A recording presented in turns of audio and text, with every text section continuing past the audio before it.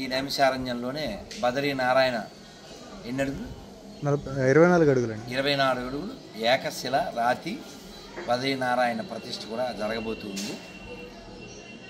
ఇక్కడ కింద సత్యనారాయణ స్వామి వారు, పైన బాలాత్రిపుర సుందరి, నరసింహస్వామి, శివుడు, ఇలాంటి దేవాలయాలు ఇవన్నీ ఒక ఎత్తు.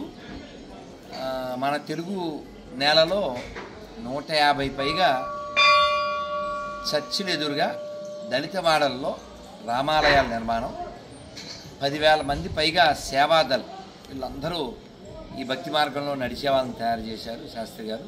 అలాగే దాదాపు వేదాన్ని సుస్వరంగా వీరంపల్లి ఎంతమంది అన్న? 1000 మంది, 1200 మంది స్త్రీలు వేదం నేర్చుకున్నారు. కాబట్టి మన వేదమైనా, మన పురాణమైనా, మన శాస్త్రాలైనా అందరినీ కడుపుకు వెళ్ళమంటుంది తప్ప నువ్వు దూరం అని చెప్పలేదు.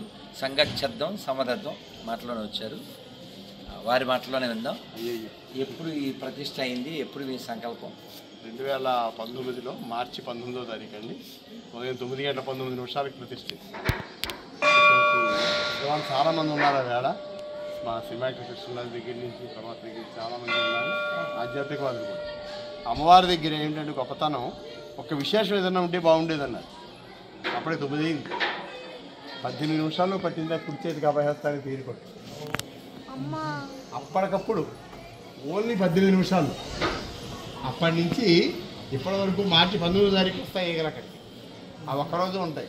ఈగలు వెళ్ళిపోతే తీరిపడి మిగిలి ఉంటుంది. కానీ ఆ ఒక్కరోజే ఉంటాయి. ఇప్పటికి కేవలం ఒకటి కాదండి, ఒకదాని తర్వాత ఒకటి 3 ఉన్నాయి. అంటే అభయహస్తానికి ఇచ్చింది కాబట్టి మంచి ఫలితం రావాలి అనేటువంటిది, తీయగా మధురంగా. అలాంటి ఈవిడ ఒంటి మీదే 127 మంది, అంటే సర్వ జగత్తు ఆవిడలోనే ఉంది. అందుకే ఆవిడకి విశ్వజనని అని పేరు. రెండోది వనదుర్గ అని నామకరణం చేశాం. అమ్మవారు సంకల్పం కూడా ఒక పెద్ద చెట్టు ఉండేది ఎదురుగుండా బోర్డర్. జనానికి కనపట్టలేదండి, నీకు ఎన్ని లక్షలు కావాలో అడిగి, ఎండిపోయిన చెట్టు కదా అది, పెద్ద చెట్టు తీసేద్దామని చెప్పి నేను ఎవరిగా ఇవ్వనండి. నాకు అక్కర్లేదు, పోనీ 5 లక్షలు ఇస్తాను చెట్టు తీసేయను. అబ్బే కుదరదండి. ఆయన అన్న తర్వాత 4 రోజులు మళ్ళీ వచ్చాడు. రోజు తీసేసేయమో అని భయం వేసి పెద్ద వర్షం పడింది, పెద్ద పిడుగు పడింది దాని మీద. ఆయన ఇక్కడ నుంచుని ఉన్నాడు, నేను ఇక్కడే నుంచుని ఉన్నాను. మొత్తం నెట్టిగా కాలిపోయిందని చెప్పి భగవంతుడి దగ్గర పవర్ ఎంత ఉంటుంది అనేటువంటిది రియల్గా ఇక్కడ అనేక అనుభవాలు ఉన్నాయి.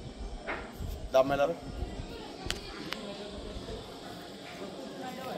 ఈ మన ఉత్తరప్రదేశ్ రాష్ట్రంలో మన దేవాలయాన్ని రిపబ్లిక్ రోజు రాష్ట్రపతి దగ్గర శకటాలు పెట్టారు. యూపీ వాళ్ళకి లేచారు. దీనికి థర్డ్ ప్రైజ్ వచ్చింది. అంటే ఒక ఆంధ్ర నుంచి దూరం వచ్చిన తర్వాత ఇక్కడ వాళ్ళకి ప్రజెంటేషన్ చేసి మనం చేసినటువంటి కష్టం ఇదే ప్రప్రథమం.